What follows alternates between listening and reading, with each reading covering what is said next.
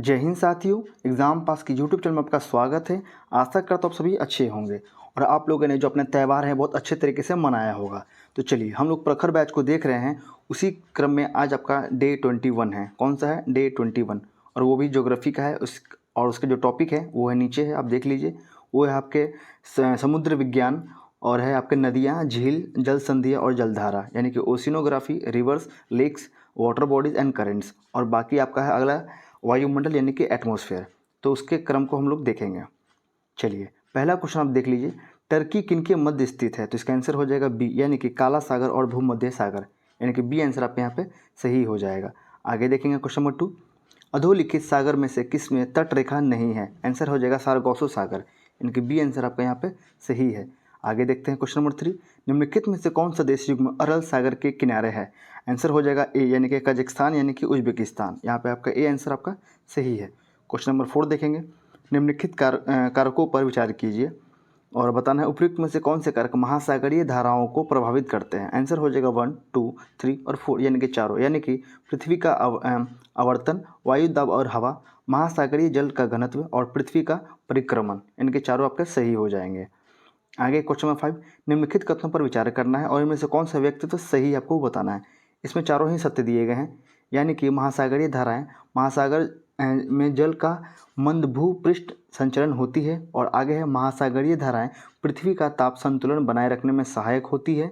महासागरीय धाराएं मुख्यतः सनातन पवनों द्वारा चलायमान होती हैं। और 4 है आपका महासागरीय धाराएं महासागर संरूपण द्वारा प्रभावित होती हैं। यानी कि चारों आपके यहाँ पे सही हो जाएंगे। ठीक है, चलिए आगे देख लेते हैं। Question number 5। गल्फ स्ट्रीम है तो क्या है ये? तो आंसर हो जाएगा एक महासागरीय धारा है। बी आंसर आपके यहाँ पे सही हो जाएगा, एक महासागरीय धारा है। आगे है सागरीय लवणता का मुख्य स्रोत क्या है? आंसर हो जाएगा आपका बी, यानी कि भूमि। आगे है क्वेश्चन नंबर 8। वृहद ज्वार आता है कब? आंसर हो जाएगा ए, यानी कि जब सूर्य, पृथ्वी तथा चंद्रमा के एक सीधी रेखा में होते हैं, यानी कि सन, मून, अर्थ, ऐसे, तब। आंसर हो जाएगा आपका ए। क्वेश्चन नंबर 9 देखेंगे। दक्षिण अमेरिका की सबसे बड़ी नदी है कौन सी? आंसर हो जाएगा अमेजन नदी, यानी कि बी आंसर आपके यहाँ पे सही हो जाएगा। आगे देखते हैं क्वेश्चन नंबर 10। निम्नलिखित नदियों को और उनके शहरों का मेल मिलाइए जिनमें से होकर ये नदियाँ बह रही हैं। आपको मिलाना है शहर है उसके नदियाँ हैं। इसका आंसर दिया गया है सी, यानी कि 3142। आगे है रॉटरडैम कहाँ पे है? तो आपका हो जाएगा राइन, पेरिस हो जाएगा सीन, बुडापेस्ट हो जाएगा डेनब्यू और वाशिंगटन हो जाएगा आपका पोटोमैक। ठीक है, आगे चलते हैं क्वेश्चन नंबर 11 की ओर। संयुक्त राज्य अमेरिका की वृहद झीलों का पूर्व से पश्चिम की ओर सही क्रम क्या है? आंसर हो जाएगा सी, यानी कि ओटोरियो, ईरी, ह्यूरन और मिशिगन और लास्ट में आपका सुपीरियर। आगे है क्वेश्चन नंबर 12। एशिया एवं उत्तरी अमेरिका को जो जलडमरू मध्य अलग करते हैं वो कौन सा है? आंसर हो जाएगा ए, यानी कि बेरी जलडमरू मध्य, यानी कि आपका ए आंसर आप पे सही हो जाएगा। आगे है क्वेश्चन नंबर 13। आपको इसमें मिलान करना है तो इसका आंसर दिया गया है 3142। इसके आंसर को हम डायरेक्ट नीचे देखते हैं, यहाँ देख लीजिए। आगे दिया गया है जिब्राल्टर जल संधि क्या हो जाएगा? तो अफ्रीका एवं यूरोप के मध्य किया गया है। मलक्का जल संधि किसके बीच? तो इंडोनेशिया और मलेशिया के मध्य। बेरिंग जल संधि हो जाएगा आपका एशिया एवं उत्तरी अमेरिका के मध्य। हरमुज हो जाएगा आपका फारस की खाड़ी और ओमान की खाड़ी के मध्य। आगे चलते हैं क्वेश्चन नंबर 14 की ओर। निम्नलिखित जल डमरू मध्य में से किसी एक में से निकाली गई सुरंग यूनाइटेड किंगडम और फ्रांस को जोड़ती है, कौन है वो? आंसर हो जाएगा आपका स्ट्रेट ऑफ डोवर, यानी कि डोवर जल डमरू मध्य। आगे देखते हैं क्वेश्चन नंबर 15। हिंद महासागर और लाल सागर को कौन सी जल संधि जोड़ती है? आंसर हो जाएगा ए, यानी कि बाब अल मंदेब। ठीक है, आगे चलते हैं 16 नंबर। स्वेज नहर किनको जोड़ती है? आंसर हो जाएगा लाल सागर तथा भूमध्य सागर को, रेड सी और मेडिटेरियन सी को। आगे देखते हैं क्वेश्चन नंबर 17। कथन बताना है ए और आर में कौन सही है? तो यहाँ पर दोनों ही कथन सही दिए गए हैं और ए जो है आर की सही व्याख्या करता है। क्या है तो देख लीजिए। स्वेज नहर बनाने से भारत की पश्चिमी देशों से दूरी कम हो गई है। कारण है कि स्वेज नहर भूमध्य सागर को लाल सागर से जोड़ती है और सही है, यानी कि दोनों कथन आपका सही दिए गए हैं। आगे देखते हैं क्वेश्चन नंबर 18। सूची 1 को 2 से आपको मिलान करना है। नहर है और किनको जोड़ती है उसके बारे में बताना है। तो इसका आंसर हो जाएगा ए, यानी कि ए का 2 हो जाएगा, यानी कि कील हो जाएगा एल्ब जवार नदमुख एवं बाल्टिक सागर को, यानी कि एक आपका ये हो जाएगा 2। आगे दिया गया है बी का 4, यानी कि सु जोड़ती है किसे? तो सुपीरियर झील और हॉरेन झील को। आगे है पनामा, सी का आंसर हो जाएगा 3, यानी कि अटलांटिक महासागर एवं प्रशांत महासागर को जोड़ती है। और 4 हो जाएगा स्वेज हो जाएगा 1, यानी कि स्वेज जोड़ती है किसको, तो भूमध्य सागर एवं लाल सागर को। आगे देखते हैं question number 19, great barrier reef है, आंसर हो जाएगा ऑस्ट्रेलिया के निकट एक प्रवाल भित्ति, यानी कि ए आंसर आपका सही हो जाएगा। क्वेश्चन नंबर 20 है, पृथ्वी के धरातल से ऊपर की ओर वायुमंडल के विभिन्न स्तरों का सही क्रम क्या है। पहला हो जाएगा क्षोभ मंडल, उसके बाद समताप मंडल, उसके बाद हो जाएगा मध्य मंडल, उसके बाद हो जाएगा आयन मंडल, उसके बाद हो जाएगा बहिर्मंडल, इसी तरह से होगा। आगे देखते हैं क्वेश्चन नंबर 21, इसमें आपको देखना है कि मिलान करना है और बताना है कि किस में कौन से मौसम घटनाएं होती हैं। इसका आंसर हो जाएगा चारों जो है सही है, सॉरी इसमें 1 2 3, हाँ आपका सी हो जाएगा, यानी कि इसमें मात्र 3 ही हैं, 4 जो आपका गलत दिया गया है। तो क्षोभ मंडल में क्या होता है, तो मौसम संबंधी घटनाएं होती हैं। समताप मंडल में आपका ओजोन परत होता है। आयन मंडल में पृथ्वी की सतह की ओर से परावर्तित रेडियो तरंगे होती हैं। ठीक है, ये तीनों आपके सही दिए गए हैं।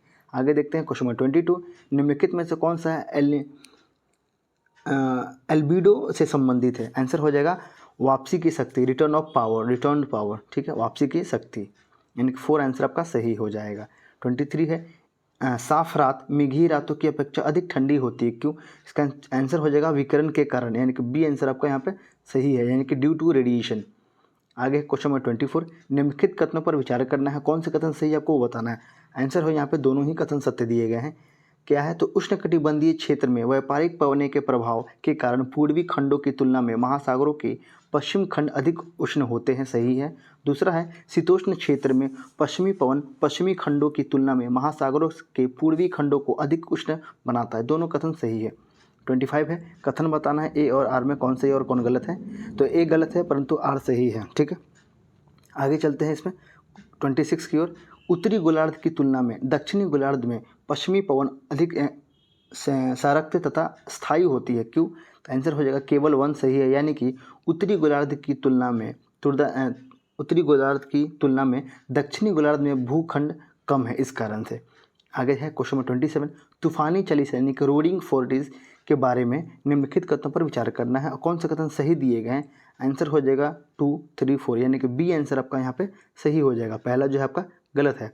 इसके बारे में जान लीजिए, ये बड़ी शक्ति और स्थिरता से बहती है, सही है। इनकी दिशा सामान्य तौर पर दक्षिण गोलार्ध में उत्तरी पश्चिम से पूर्व की ओर बहती है।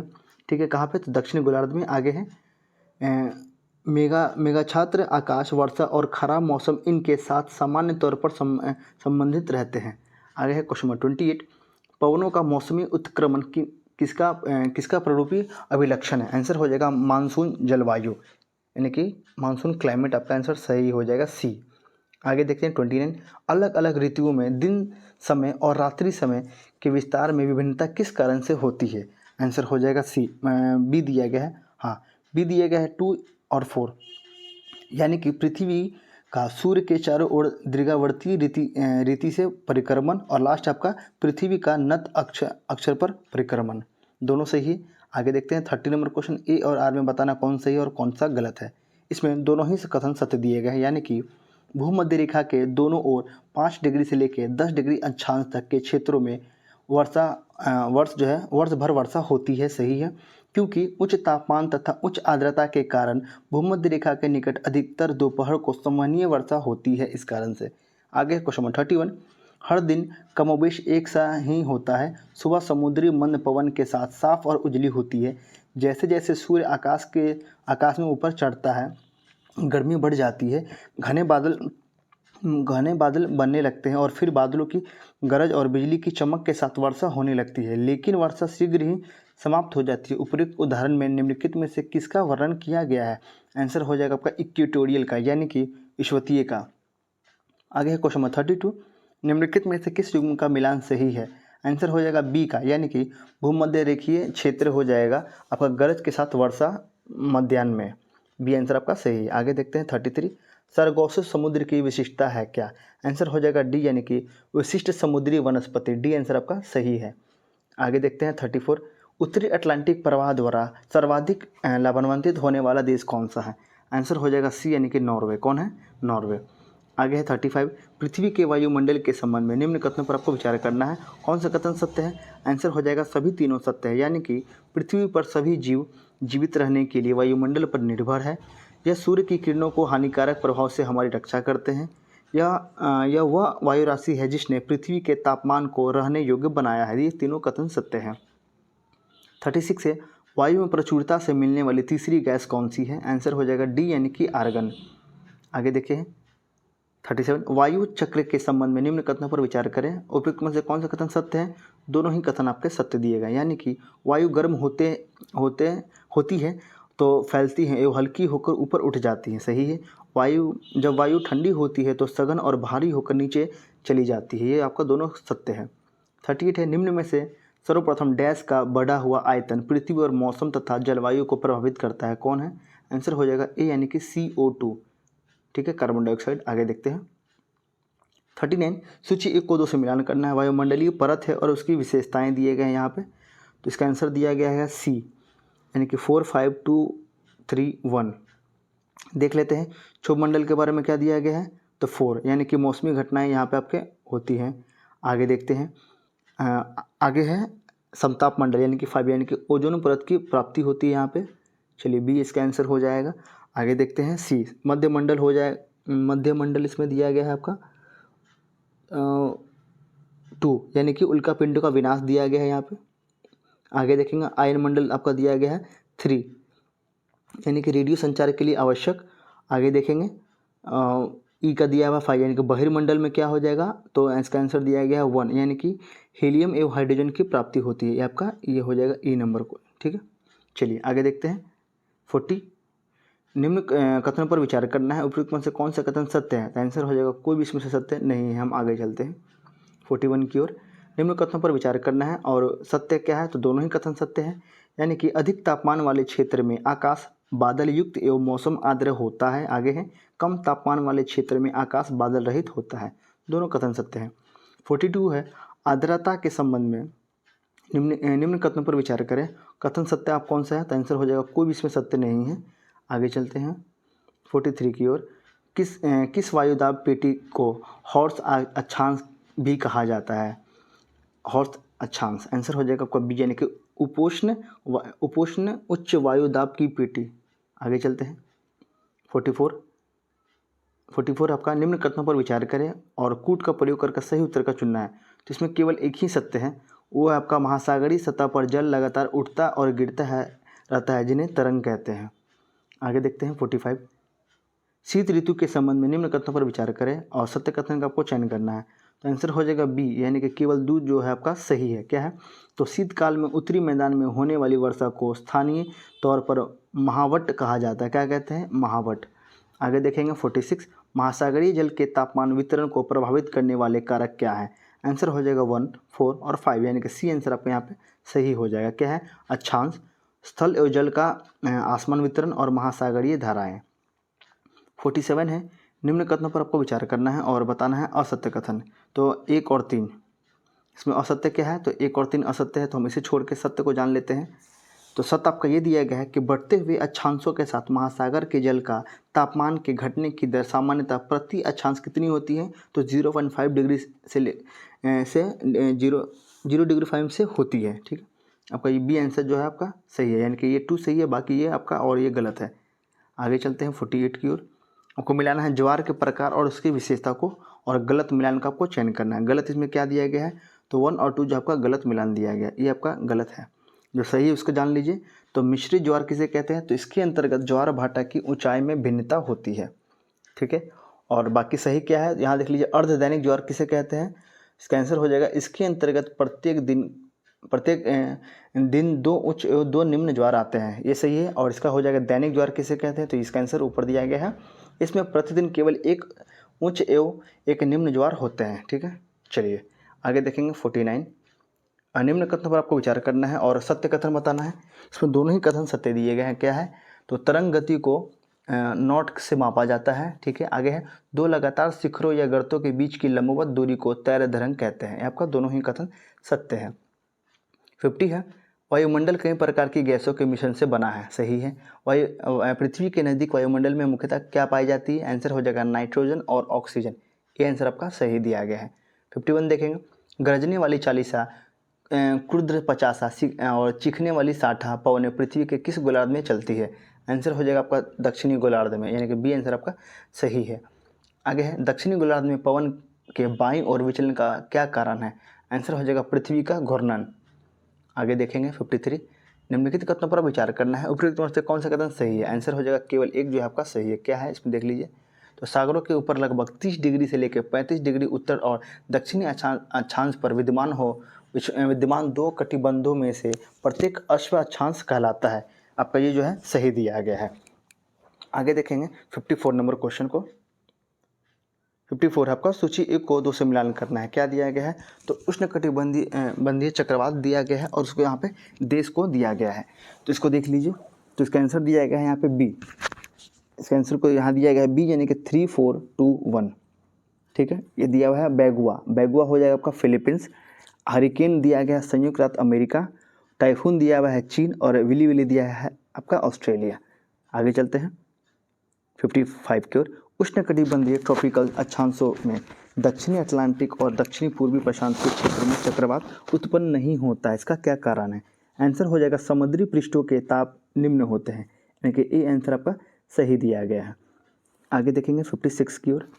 निम्न में से किसे आप सामान्य रूप से टॉर्नेडो से संबंध करेंगे? आंसर हो जाएगा आप यूएस से। किससे? यूएसए से। आगे देखेंगे वर्षा की मात्रा निर्भर करती है तो वायुमंडल की नमी पर, ह्यूमिडिटी इन द एटमॉस्फेयर।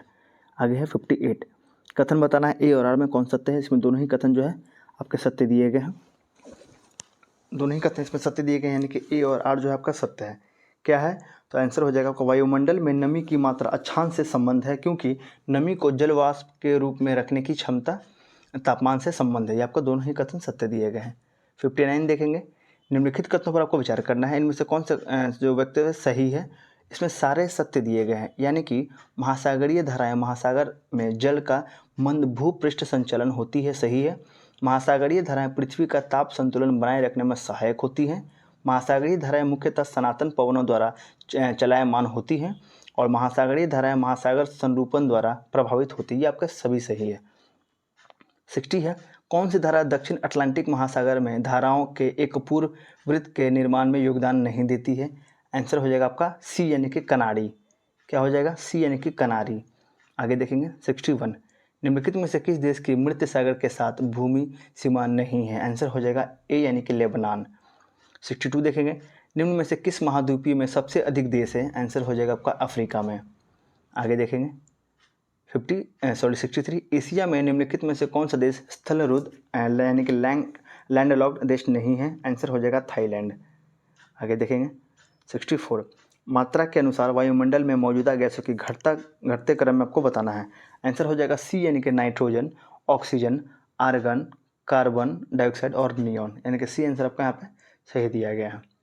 65 है, निम्न कथन पर आपको विचार करना है और सत्य कथन का आपको चयन करना है। इसमें दोनों ही कथन सत्य दिए गए हैं, यानी कि विषुवत रेखा पर क्षोभ मंडल की ऊंचाई 19 किलोमीटर जबकि 45 डिग्री अक्षांश पर इसकी ऊंचाई 13 किलोमीटर है और क्षोभ मंडल में तापमान के ह्रास को नॉर्मल लेप्स रेट कहते हैं। दोनों आपका सत्य है।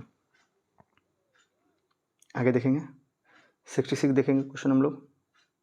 ओजोन गैस की वायुमंडल परत में पाया जाता है? आंसर हो जाएगा समताप मंडल में। ये आंसर आपका सही दिया गया है। आगे देखेंगे 67, निम्न कथनों पर विचार करना है और असत्य बताना है। तो इसमें दोनों ही असत्य दिए गए हैं। पूछा कि असत्य कथन क्या है? तो इसमें दोनों ही असत्य दिए गए हैं। आगे चलते हैं 68 की ओर। निम्न कथनों पर विचार करना है और असत्य बताना है। तो आंसर हो जाएगा 1 और 2, यानी कि तीसरा आपका केवल सही है, यानी कि सबसे अधिक दैनिक तापमान उष्ण मरुस्थल में पाया जाता है। ये आपका केवल सही है, बाकी दोनों गलत दिए गए हैं। 69 है, किस अक्षांश या वायुदाब की पेटी को अश्व अक्षांश भी कहा जाता है? आंसर हो जाएगा आपका उपोष्ण कटिबंधीय उच्च दाब की पेटी को। आगे है क्वेश्चन नंबर 70, यदि वर्षा की बूंदें धरातल पर तीव्रता के साथ हिम का रूपन धारण कर ले तो उसे क्या कहते हैं? आंसर हो जाएगा इसके लिए सी, यानी कि उसे कहते हैं राइम। आगे देखेंगे क्वेश्चन आपका 71, लाइसीमीटर नामक यंत्र से मापा जाता है क्या? तो आंसर हो जाएगा आपके लिए सी, यानी कि वास्तविक वाष्पीकरण, यानी कि सी आंसर आपको यहाँ पे सही दिया गया है। आगे देखेंगे 72, गर्त सागर महासागर क्या है और बताना उपयुक्त में से कितने युग्म गलत सुमेलित हैं? आंसर हो जाएगा सभी युग्म जो है सही सुमेलित हैं। ठीक है, यानी कि क्या दिया हुआ है? एल्यूशन गर्त, यानी कि उत्तर प्रशांत महासागर से रिलेटेड है। कारोमंडेक टोंगा गर्त आपका है दक्षिणी प्रशांत महासागर से। न्यू हेब्रिडाइट्स गर्त है आपका दक्षिण प्रशांत महासागर से। आगे 73, निम्न कथनों पर आपको विचार करना है, उपयुक्त में से कौन सा कथन सत्य है। आंसर दिया गया है इसमें सी, यानी कि केवल 3 जो है आपका सत्य है, यानी कि मध्य अक्षांशों में गहराई की ओर जाते समय लवणता में वृद्धि होती जाती है। आगे देखेंगे 74, विषम को आपको चुनना है, कौन सा विषम है इसमें। आंसर हो जाएगा पूर्वी ऑस्ट्रेलिया जलधारा। डी आंसर आपका यहाँ पे जो है आपका गलत है। आगे है 75, निम्न कथनों पर विचार करना है और असत्य कथन का आपको चयन करना है। तो जो 2 है आपका ये यानी कि असत्य है, जो सत्य उसे जान लीजिए। जब पानी में मुख्य रूप से नाइट्रेट और फॉस्फेट के रासायनिक पोषक तत्वों की अधिकता होती है उसे यूट्रोफिकेशन कहते हैं, यानी कि केवल आपका यही सही है, ये जो आपका गलत दिया गया है। आगे है 76, आपको इसमें मिलान करना है, जल संधि है और किनको जोड़ती है आपको बताना है। तो इसके आंसर को हम डायरेक्ट नीचे देखेंगे, यहाँ देख लीजिए। ओरोंटो जल संधि किसे है, तो एट्रियाटिक सागर एवं ओशियनियन सागर को जोड़ती है। आगे टॉरस जल संधि किसके हैं, तो अराफुरा सागर एवं पापुआ की खाड़ी। तीसरा है बॉस्फोरस जल संधि किसका है, तो काला सागर और मरमरा सागर। आगे है डोवर जल संधि यानी कि इंग्लिश चैनल एवं उत्तरी सागर। ये आपका चारों यहाँ पे सही दिए गए हैं। 77 देखेंगे, इसमें दिया गया है निम्नलिखित में से कितनी धाराएं अटलांटिक महासागर की धाराएं हैं। आंसर हो जाएगा सभी 4, यानी कि गल्फ स्ट्रीम, कैनेडी धारा, लैब्राडोर धारा और बेंगोला धारा। ये सभी आपका क्या है, तो अटलांटिक महासागर की धाराएं हैं। और नीचे देख लीजिए अटलांटिक महासागर की धाराएं कौन कौन है, नीचे दिया गया है, एक बार पूरा देख लीजिए। तो उत्तरी भूमध्य रेखीय धारा, उत्तरी अटलांटिक बहाव बहामा धारा, दक्षिण भूमध्य रेखीय धारा, गल्फ स्ट्रीम, ब्राजीलियन धारा, लैब्राडोर धारा, बेंगोला धारा, कनाडी धारा और लास्ट आपका दक्षिणी अटलांटिक बहाव, यानी कि इसमें 10 जो दिए गए हैं सब देख लीजिए। आगे है 79 नंबर क्वेश्चन, खाड़ी है और जल निकाय को जोड़ने वाली है, तो आपको इनको मैच करना है। तो इसका आंसर को हम नीचे देखेंगे, इसका आंसर ये दिया गया है, बोथुनिया की खाड़ी क्या है, तो बाल्टिक सागर, मन्नार की खाड़ी हिंद महासागर, पनामा की खाड़ी प्रशांत महासागर, मेक्सिको की खाड़ी अटलांटिक महासागर। आगे है क्वेश्चन नंबर 80, निम्नलिखित में से कौन से दक्षिण अमेरिका का घास का मैदान नहीं है। आंसर हो जाएगा आपका फुस्टाज, सी आंसर, यानी कि 3 आंसर सिर्फ डी हो जाएगा इसका आंसर। आगे है क्वेश्चन नंबर 81, निम्नलिखित में से कौन सा कथन असत्य दिया गया है। आंसर है आपका बी, यानी कि ध्रुवों पर क्षोभमंडल की ऊपरी सीमा लगभग 16 किलोमीटर की ऊंचाई तक है, ये आपका जो है गलत दिया गया है। आगे चलते हैं 82, वायुमंडल में सर्वाधिक मात्रा में विद्यमान अक्रिय गैस कौन सी है। आंसर हो जाएगा आपका ए, यानी कि आर्गन। 83, निम्न में से कौन सा युग्म वायुमंडल की गैसों की बढ़ती मात्रा को दर्शाता है। आंसर हो जाएगा ए, यानी कि ओजोन, कार्बन डाइऑक्साइड, ऑक्सीजन और नाइट्रोजन। आगे है 84, सूर्य की तीव्र किरणों द्वारा झुलसने से वायुमंडल की कौन सी गैस हमारी रक्षा करती है। आंसर हो जाएगा सी, यानी कि ओजोन। आगे देखेंगे किस ऋतु में क्षोभमंडल की ऊंचाई में वृद्धि हो जाती है। आंसर हो जाएगा समर में, यानी कि ग्रीष्म ऋतु में। 86 है, ग्लोब पर दाब कटिबंध यानी कि प्रेशर बेल्ट्स की संख्या कितनी है। आंसर हो जाएगा टोटल 7। 87 है, डोल्ड्रम पीटी का विस्तार सामान्यतः पाया जाता है। आंसर हो जाएगा 5 डिग्री नॉर्थ से लेकर 5 डिग्री साउथ तक। डी आंसर आपका सही दिया गया है। आगे 88, डोल्ड्रम क्षेत्र की विशेषता होती है। आंसर हो जाएगा निम्न दाब एवं शांत पवन, डी हो जाएगा। आगे देखेंगे 89, व्यापारिक हवाएं किन अक्षांशों की ओर बहती है। आंसर हो जाएगा सी, यानी कि अस्व अक्षांशों से लेकर विषुवत रेखा की ओर तक। आगे है क्वेश्चन नंबर 90, मानसून शब्द का तात्पर्य क्या है। आंसर हो जाएगा हवाओं के रुख का बदलना, डी आंसर आपका सही है। 91 देखेंगे, निम्नलिखित में से कौन सी पवनें गर्म धूल से लदी होती हैं तथा सहारा मरुस्थल से भूमध्य सागरीय क्षेत्र की ओर बहती है। आंसर हो जाएगा सिरको, बी आंसर आपका सही है। आगे देखेंगे 92, दक्षिण पूर्वी व्यापारिक हवाएं बारिश के मौसम में भारतीय उपमहाद्वीप से किसके कारण आकर्षित होती हैं। आंसर हो जाएगा सी, यानी कि उत्तर पश्चिम भारत में कम वायु दाब के होने से। आगे देखेंगे 93 नंबर क्वेश्चन को, आपको इसमें सम्मिलित करना है, सूची को 2 से आपको मैच करना है। इसका आंसर हो जाएगा ए, यानी कि वेल्ट ऑफ कॉम हो जाएगा आपके लिए डोल्ड्रम। आगे है डिफ्लेक्टिंग फोर्स हो जाएगा आपके लिए कोरियोलिसिस, रेडिंग फोर्टिस हो जाएगा आपके लिए वेस्टर्लीज और मट्टन हो जाएगा आपके लिए डॉक्टर विंड। आगे देखेंगे 94 नंबर क्वेश्चन, किस देश की सीमा कैप्सियन झील से नहीं मिलती है। आंसर हो जाएगा सी, यानी कि यूक्रेन। आगे है 95, अफ्रीका में विक्टोरिया जलप्रपात के संदर्भ में निम्नलिखित में से कौन सा कथन सही है। आंसर हो जाएगा केवल 2, यानी कि सी आंसर आपका सही है, यानी कि यह जाम्बियन नदी पर स्थित है। बस ये आपका सही है। आगे देखेंगे क्वेश्चन नंबर 96, सागर की अधिकांश वर्षा निम्न में से किस रूप में होती है? आंसर हो जाएगा पर्वतीय वर्षा। आगे है 97, किसी स्थान विशेष की वर्षा निर्भर करती है किस पे? आंसर हो जाएगा सभी, यानी कि पर्वत की दिशा पर, समुद्र तल से वाष्पीकरण पर और ग्रीष्म की कठोरता पर। आगे है क्वेश्चन नंबर 98, निम्नलिखित में से कौन सा देश टाइफून से प्रभावित रहता है? आंसर हो जाएगा फिलीपींस और जापान। सी आंसर सही है।